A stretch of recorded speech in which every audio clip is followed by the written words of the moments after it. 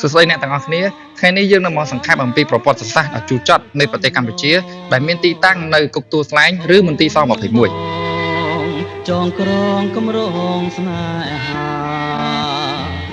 នឹកឃើញថ្មី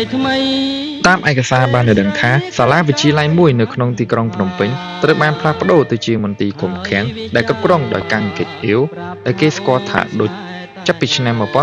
1975ដល់ឆ្នាំ1979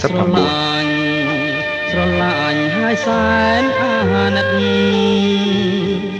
អាសូរចិន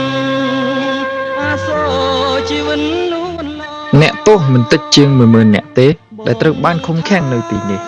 ពួកគេត្រូវបានធ្វើទារុណកម្មបង្ខំឲ្យបញ្ជាក់ឈ្មោះសមាជិកគ្រួសារនិងអ្នកស្និទ្ធស្នាលដែលត្រូវបានចាប់ខ្លួនជាបន្តបន្ទាប់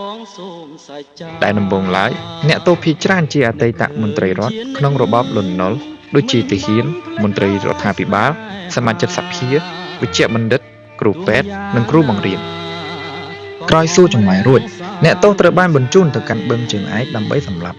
នៅក្នុងចំណោមអ្នកទោសទាំងអស់មានតែ12នាក់ប៉ុណ្ណោះដែលបានរស់រួចពីការសម្លាប់អានឹងទី1ណាទី2ចុះបើយើងហៅពួកអានោះបន្តទៀតពួកខ្មែរក្រហមនៅម្ដុំខាងលិចនៅព្រំដែនថៃមិនអញ្ចឹងចុះបើសិនណាវារត់ចូលព្រៃមួយសាទៀត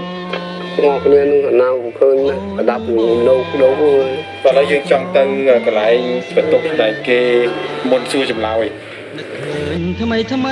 បច្ចុប្បន្នអតីតគុកទួលស្លែងត្រូវបានប្រែក្លាយទៅជាសារមន្ទីរឧក្រិដ្ឋកម្មប្រល័យពូជសាសន៍ដែលជានិមិត្តរូបនៃអំពើឃោរឃៅរបស់ពួកខ្មែរក្រហម